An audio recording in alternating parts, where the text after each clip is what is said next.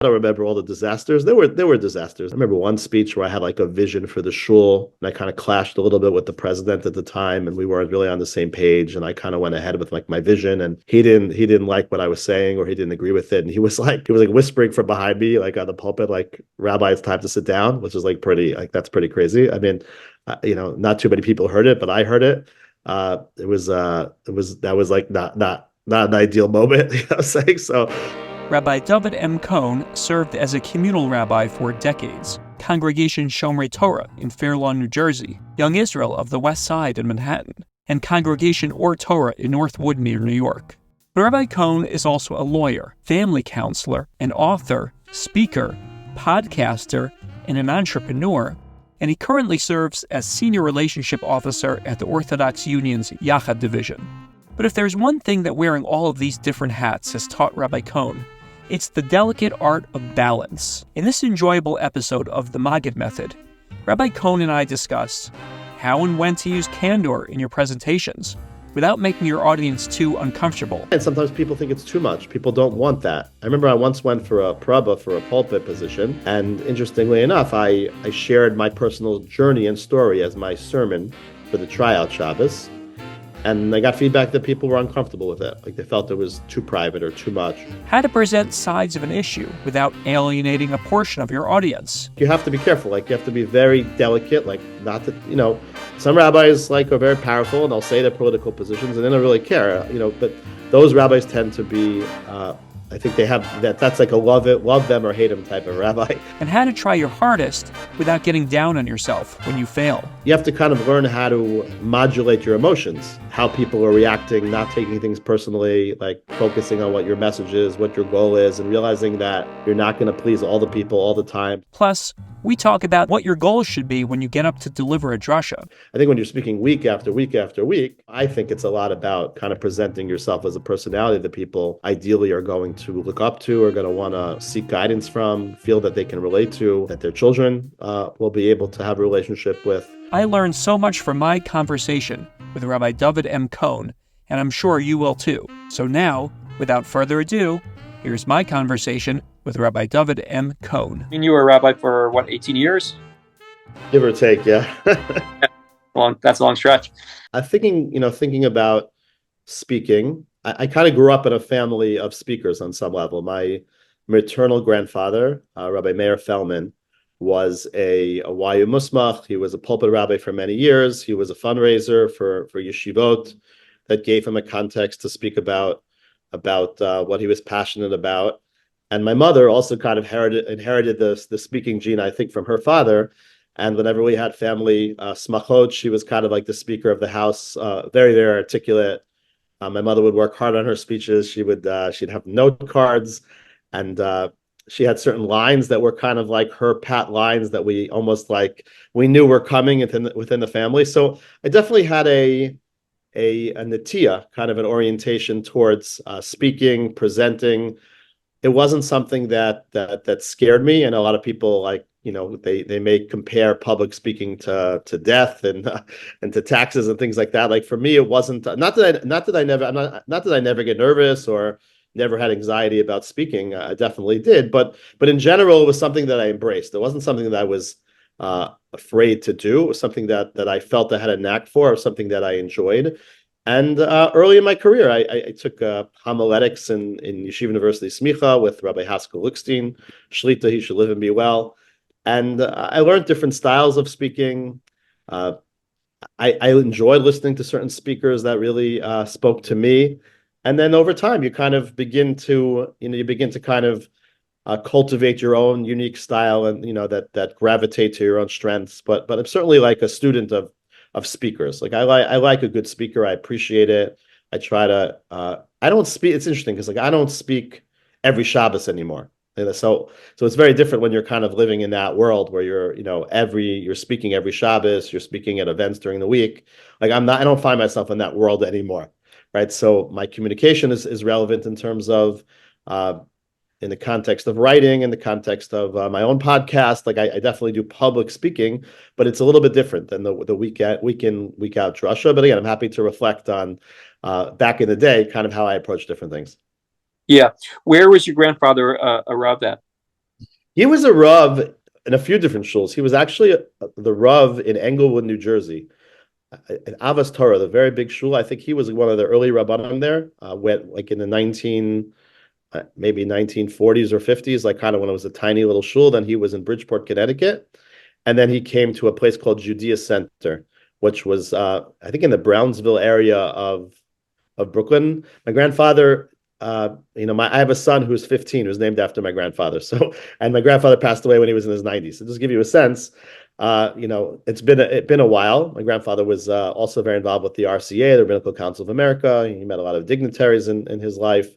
So he was really a presence. He was somebody that impacted me. So he was a very strong speaker, very articulate, very clear, very passionate. I think those are certain things that I definitely kind of inculcated into my rabbinical style. Yeah. Did he influence you either consciously or subconsciously to go into the rabbinate?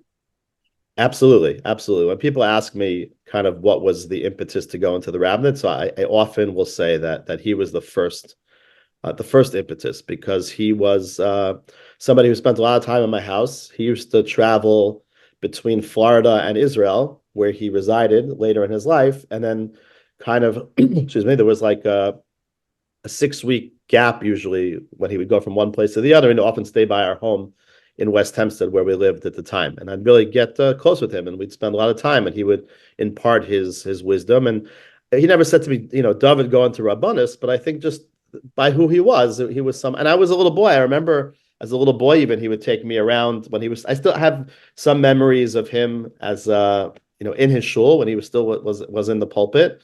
And even later, when he retired, he would speak on the hotel strip in Florida, like the Crown Hotel. They had the Saxony Hotel. I don't know if people remember these hotels, but they had like a Friday night dinner, and they'd have a lecture. And he and my grandmother my grandmother herself was also quite articulate, a lecturer. She wrote a book about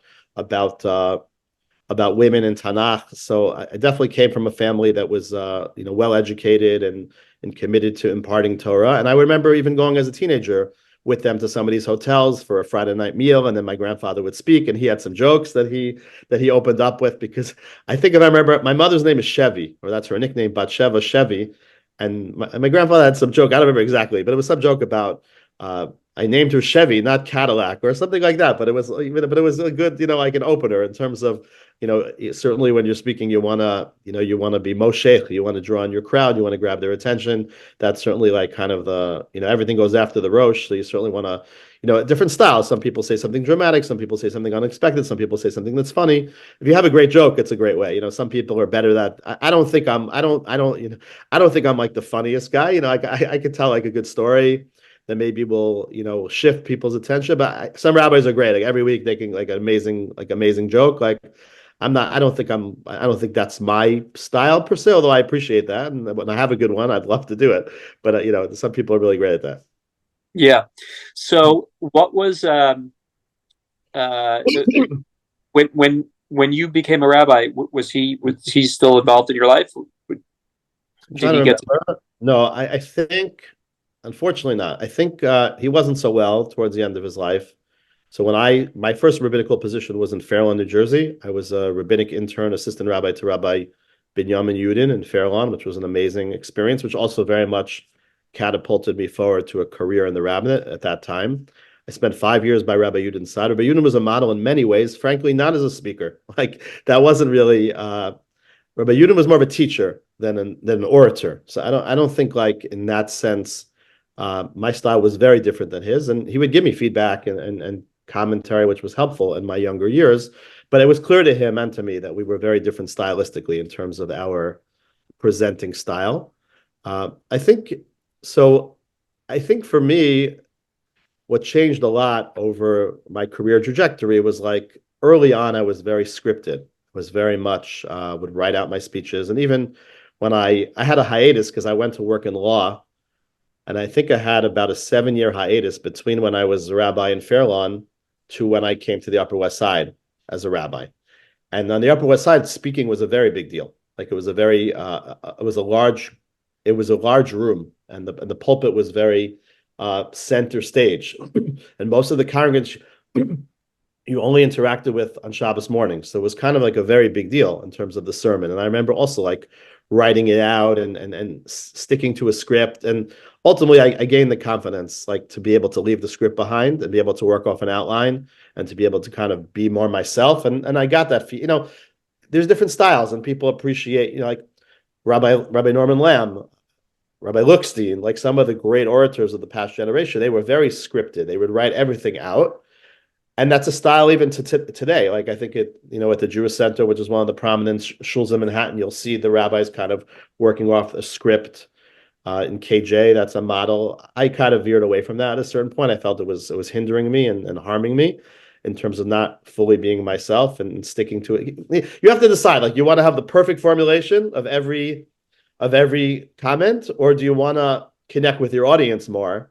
And maybe you'll have to kind of like think on the fly, think of a better way to say something, or maybe it's not the most perfect way to say it, but you're connecting with your audience. And ultimately, I came to the realization that you could say the most perfect speech, reading it off a script and looking up, but you're not really connecting with your audience. So at a certain point, that was something that I veered away from. And for many years now, when I speak, I'll just write a few notes, I'll get up there and I'll speak. That's a very different style.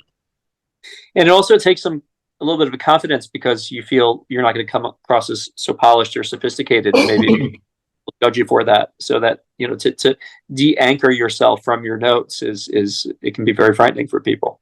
Yeah, I think also as I matured, as I grew older, as I read more, I think I just gained the ability somehow. Maybe I always had, I didn't realize it, but I certainly gained the ability to kind of speak in a sophisticated fashion, a vocabulary, a development, where it wasn't even necessary anymore. But certainly earlier on, I didn't have the confidence. Maybe I didn't have those abilities. I'm not sure which one it was, but there was definitely a fear of not knowing what you're going to say or kind of like getting stuck. And I think definitely, on the one hand, it helped formulate better. On the other hand, I think it hindered or hampered. I was definitely kind of in training or in development, and it's a skill. It's really a skill, and it's something that needs time to hone. I used to practice my drushes during the week, whether it was my parents giving me feedback earlier before I was married, my wife giving me feedback. It was something that I definitely invested a tremendous amount in. It could be that as I just got, more sophisticated and better practiced, like anything you do, like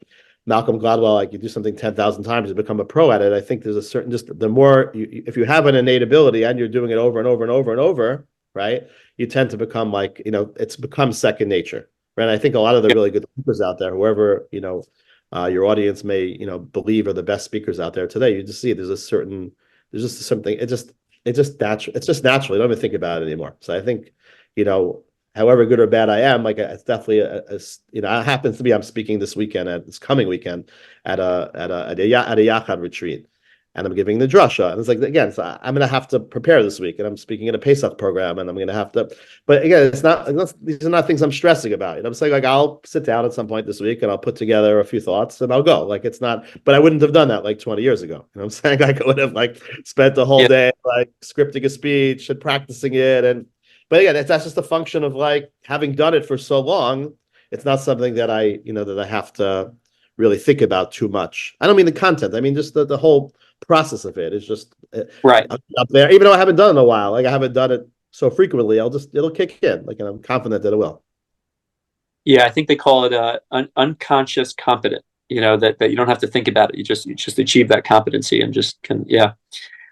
So tell me about your career trajectory. You were assistant rabbi, then you said you took a break for law, and then you came back to the rabbinate on the West Side. So how did that all shake out?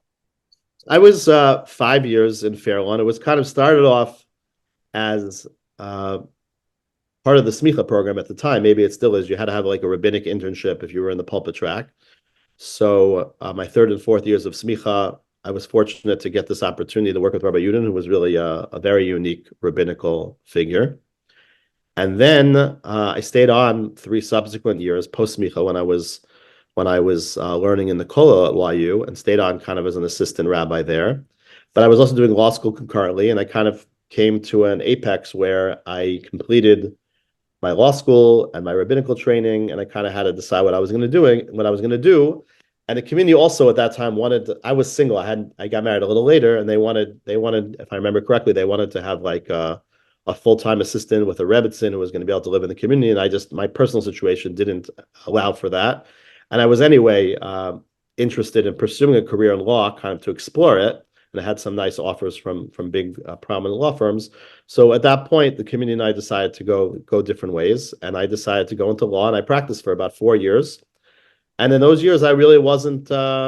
It's interesting, my career pathway in terms of rabbinate. I think it's unique in the sense that I was like off and on a number of times, interestingly enough. So then I met my wife on a trip to Eretz Yisrael, and we spent the first 3 years of married life living in Israel, learning in Kollel. I went for a degree in psychology. So I had this 7-year period where I was really out of the rabbinate, and yet I still really was my passion and what I wanted to do professionally. And when I was dating my wife, I shared that this was my dream and this was my goal.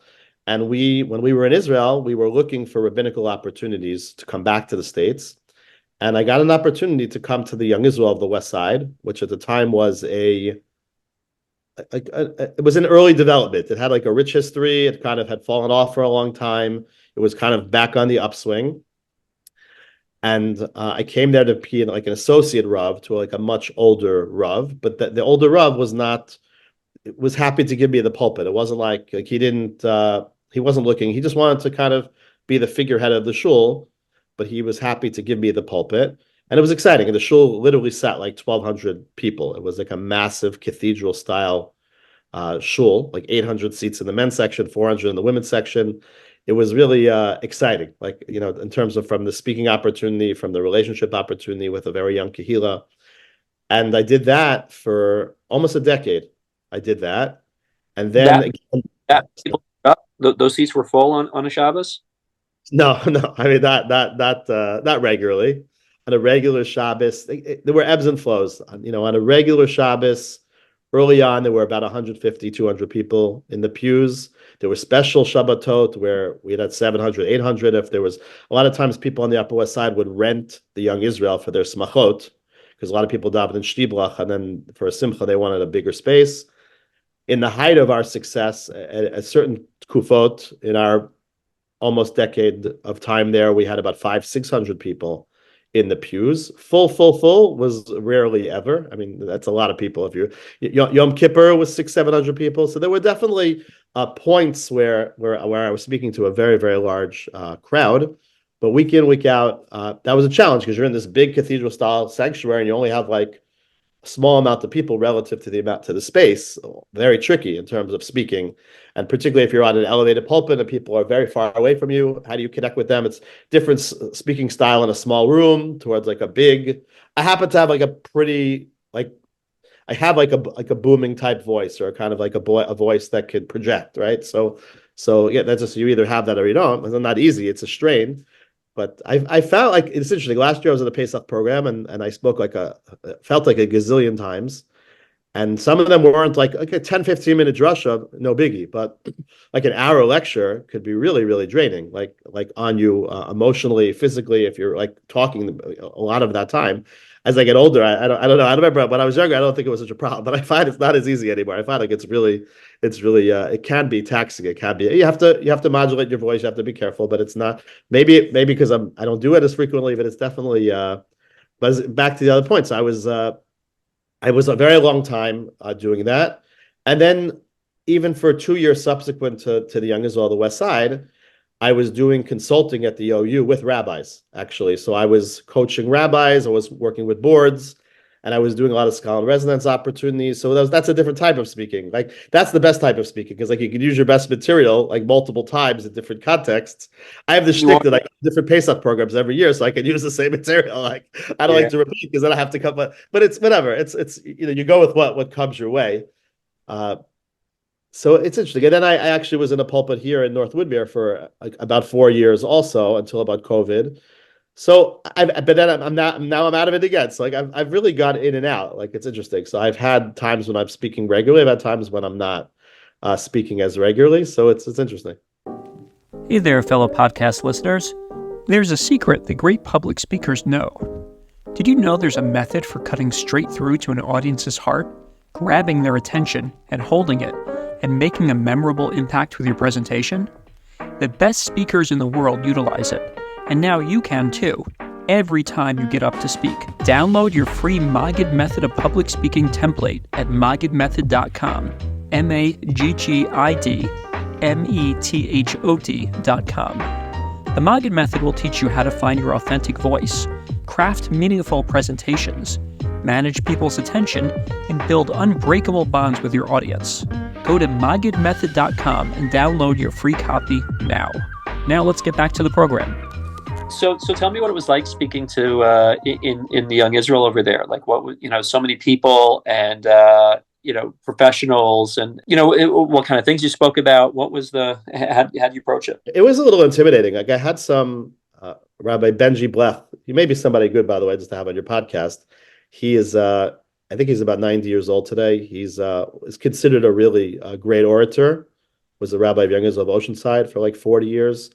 He lives on the Upper West Side today. He was a congregant of mine. So if you can imagine, like, here I am, a young rabbi. I'm in my early 30s, and I have Rabbi Blech in the pews, and I'm getting feedback from him every Shabbos, and constructive but challenging feedback.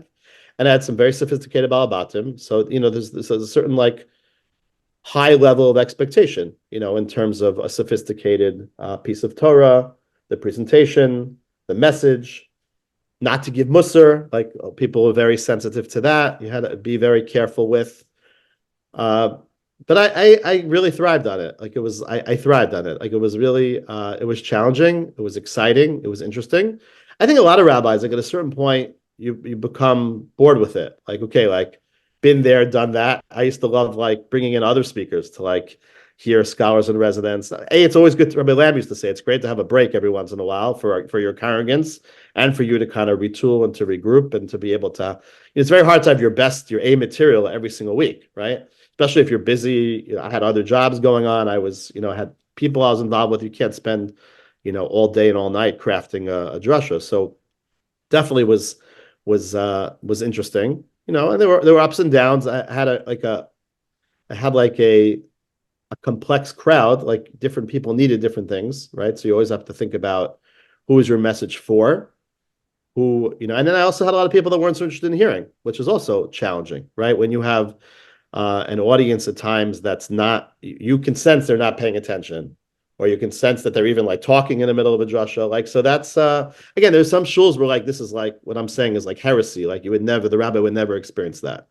So call kavod to that rabbi. But like when you're in a younger community where, again, it's a lot of like touch and feel, like, who is this guy? What is a rabbi? Like, so that dynamic definitely, and I had to learn to kind of like, not just like, you have to kind of learn how to modulate your emotions in terms of like how people are reacting, not taking things personally, like focusing on what your message is, what your goal is, and realizing that you're not going to please all the people all the time. So there's like there's certain emotional development and growth that comes with that, as well. What kind of things did you speak about? So it was inculcated in me from a pretty early age. I think even in Fairlawn, I just got the sense that it's try to be current, try to be relevant, try to talk about interesting things going on in the news. I think Rabbi Blech also was a big advocate of that, and he instilled that in me. I think it's important. A lot depends on the nature of your shul. Like I daven now, like in North Woodmere, in I'd say more right-wing leaning shuls, where I don't want to say the crowds aren't sophisticated, but they're looking for Torah inspiration. They don't really care. They're not looking for the rabbi to speak about current events, and the rabbanim that I hear don't really do that. But when you're a rabbi on the Upper West Side of Manhattan, or when you're like in a strong modern Orthodox type of community, I think people are very much engaged in the world. They're listening to podcasts, they're reading things. They want the rabbi to be able to come in and talk about a big issue that's in the news and kind of address it from a sophisticated Torah perspective.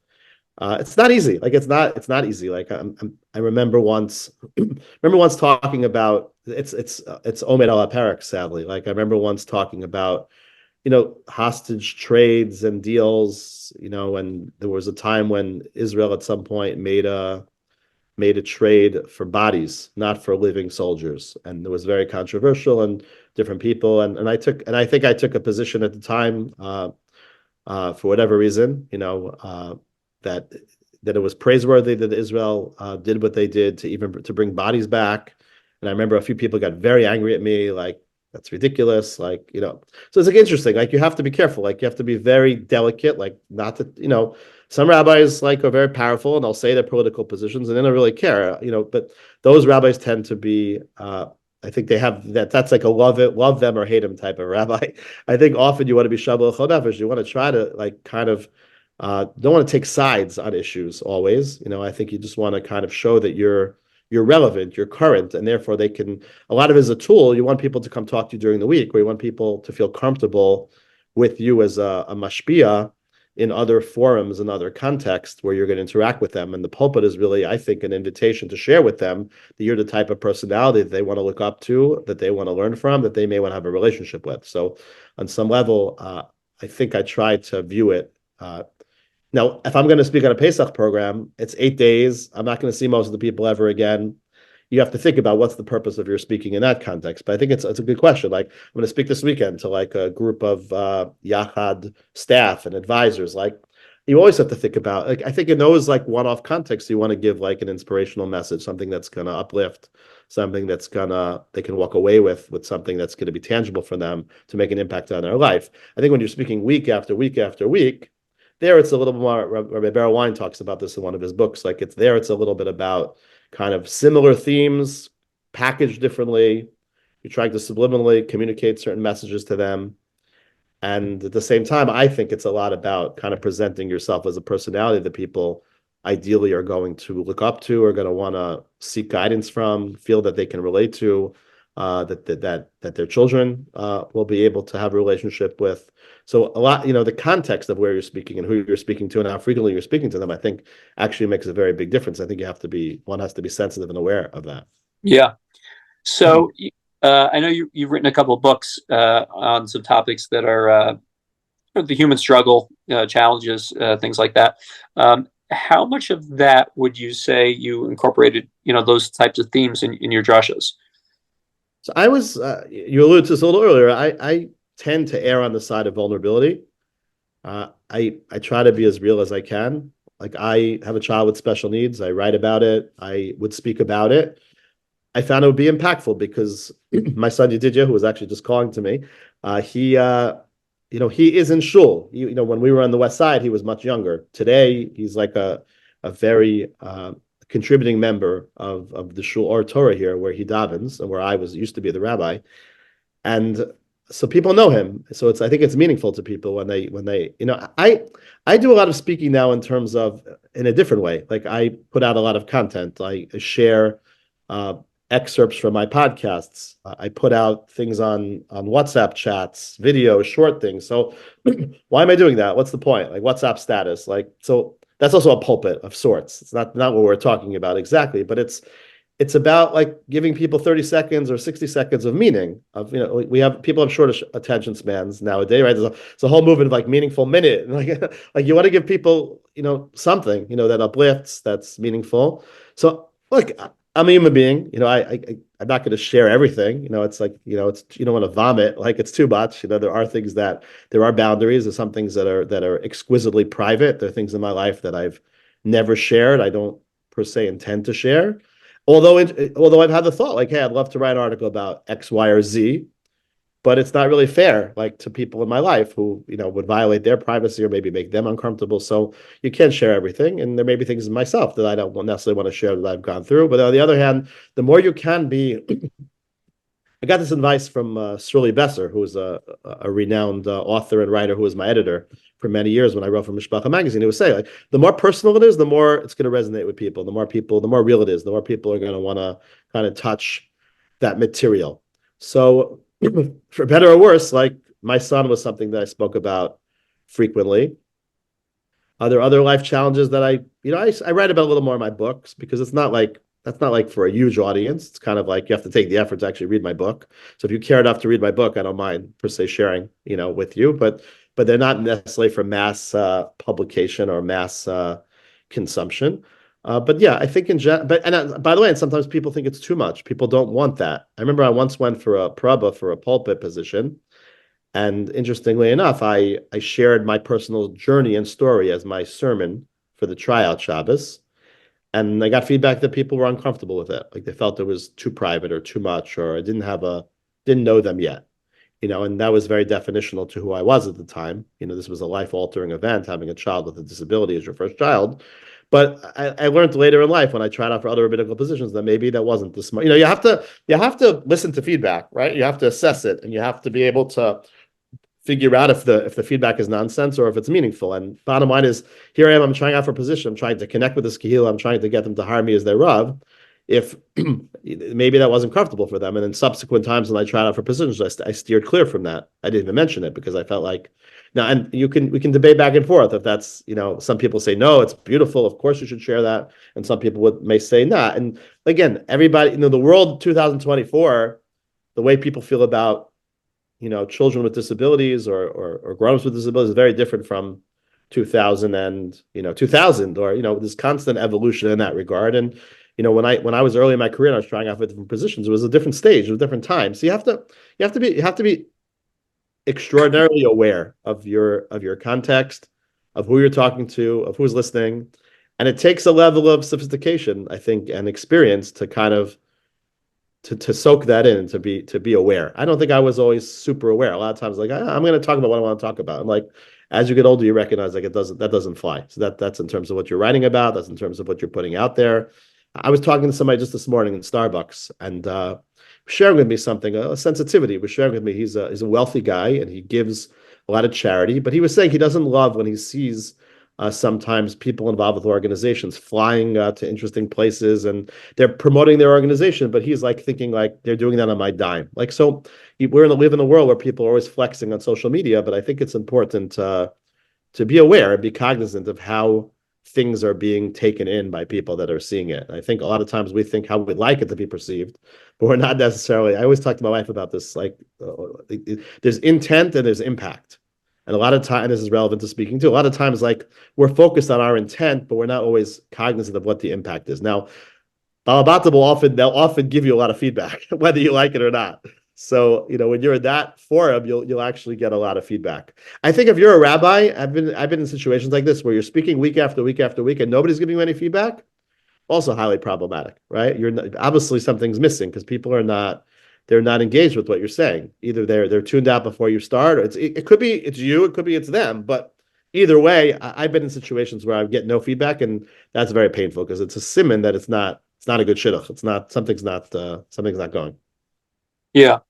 What would you say? Do you have any highs and lows of that era? Of, maybe someone told you that something you said impacted them in a very transformational type of way, or I don't know, maybe inadvertently stepped on someone's foot and insulted them, or some reflections on some of those experiences. So the Yom Kippur drushes were always for me like big.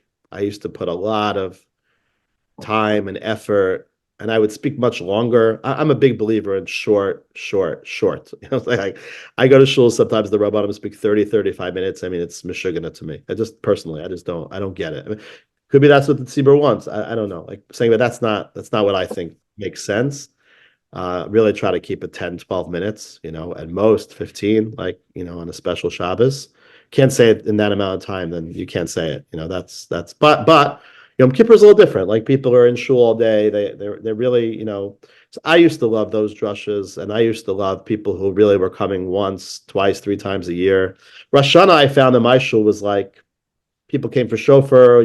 It's weird because you speak before shofar. So a lot of people don't even hear the drasha. It's very secondary on Rosh Hashanah, I found. But Yom Kippur, there's a night speech and there's like you speak in the daytime. I found that very meaningful. The feedback, those was always my best stuff. And I was always moved by people the subsequent week after who like were unaffiliated, who weren't observant, and would tell me how the speech really made it. I have relationships till today with people who listened to my sermons back then.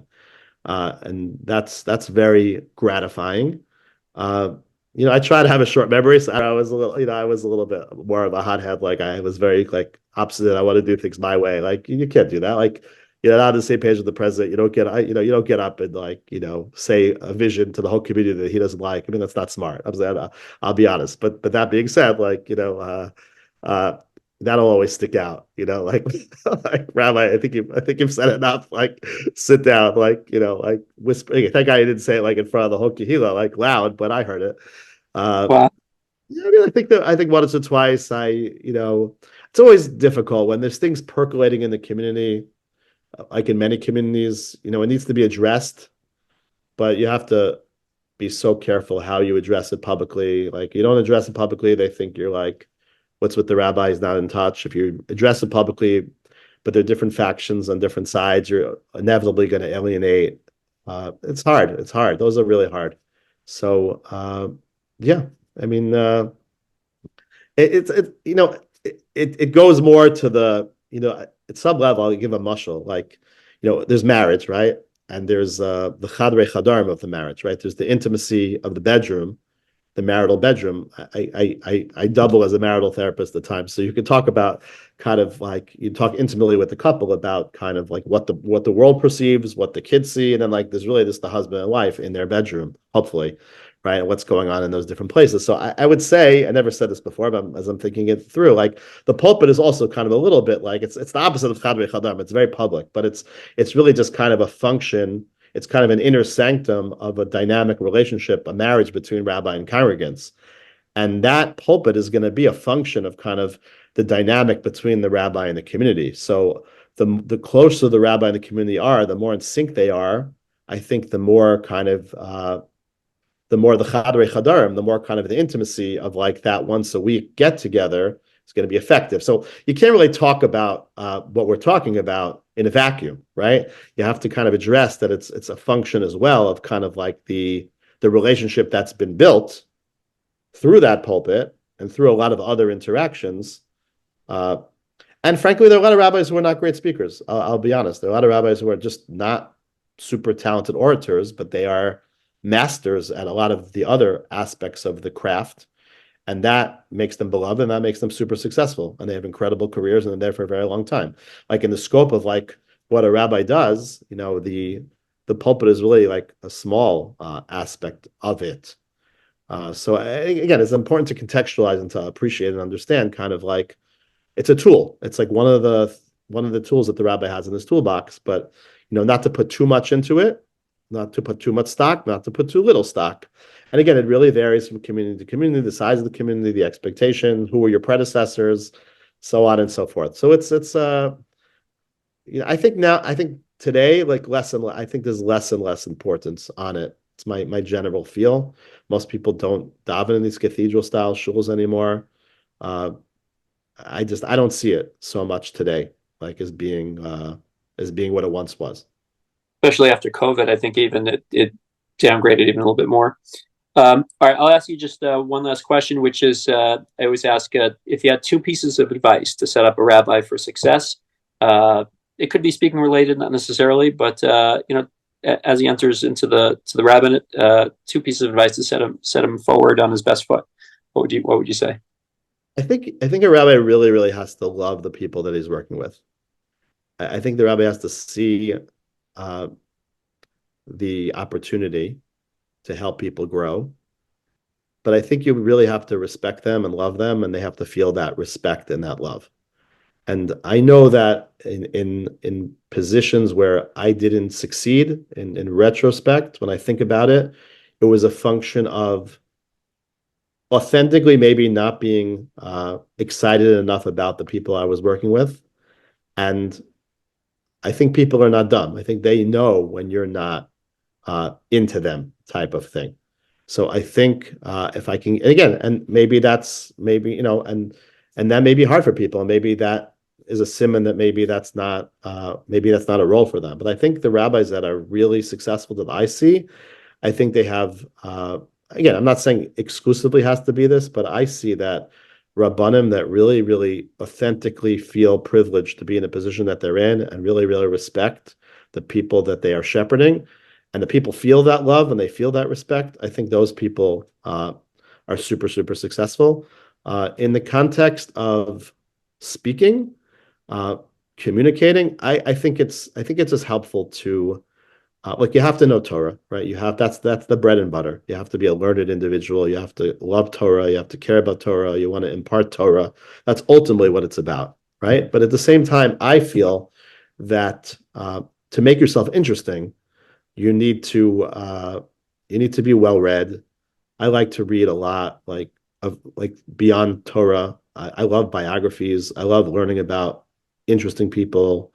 People have had significant accomplishments. I like to bring these things into presentations. I listen to a lot of podcasts during the week. I like to know what's going on in Israel. I like to understand the politics of it. I like to understand kind of the depth of conflict. And so I think like just educating yourself, besides all the skills in terms of being a good speaker, organizationally, I think a good speech needs to have a good opening, like a substantive middle, and know how to land the speech and end it. Well, again, those are all tools and skills one can learn in speaking courses and things like with a coach, things like that. But at the end of the day, like I think the more profound you are comes from being able to take in a lot of information, synthesize it, present different aspects of an issue, and show people that you're really well read and that you're well thought out. I think that will ultimately help continuing to make presentations have greater depth and meaning and sophistication.